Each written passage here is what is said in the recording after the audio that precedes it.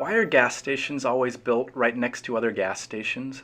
Why is it that I can drive for a mile without finding a coffee shop and then stumble across three on the same corner? Why do grocery stores, auto repair shops, and restaurants always seem to exist in groups instead of being spread evenly throughout a community? While there are several factors that might go into deciding where to place your business, clusters of similar companies can be explained by a very simple story called Hotelling's model of spatial competition. Imagine that you sell ice cream at the beach. Your beach is 1 mile long and you have no competition. Where would you place your cart in order to sell the most product? In the middle. The 1/2 mile walk may be too far for some people at each end of the beach, but your cart serves as many people as possible.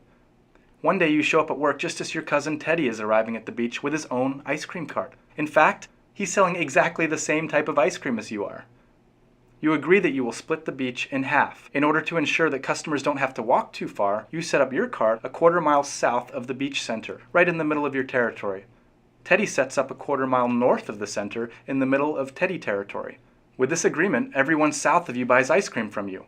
Everyone north of Teddy buys from him, and the 50% of beachgoers in between walk to the closest cart.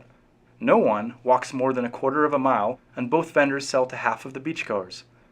Game theorists consider this a socially optimal solution. It minimizes the maximum number of steps any visitor must take in order to reach an ice cream cart. The next day, when you arrive at work, Teddy has set up his cart in the middle of the beach. You return to your location a 1/4 mile south of center and get the 25% of customers to the south of you. Teddy still gets all of the customers north in Teddy territory, but now you split the 25% of people in between the two carts. Day 3 of the ice cream wars, you get to the beach early and set up right in the center of Teddy territory, assuming you'll serve the 75% of beachgoers to your south, leaving your cousin to sell to the 25% of customers to the north.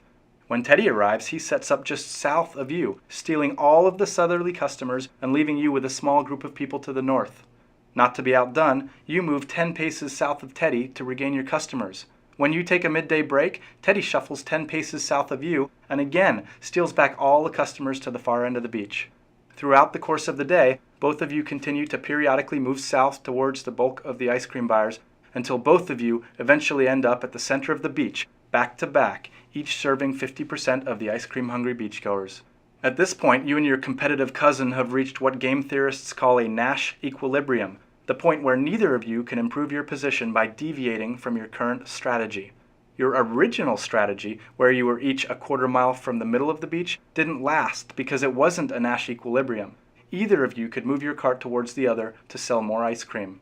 With both of you now in the center of the beach, you can't reposition your cart closer to your furthest customers without making your current customers worse off.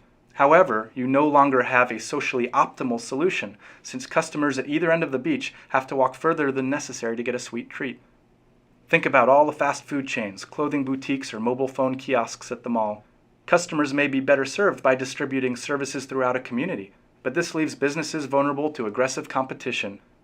In the real world, customers come from more than one direction, and businesses are free to compete with marketing strategies, by differentiating their product line, and with price cuts. But at the heart of their strategy, companies like to keep their competition as close as possible.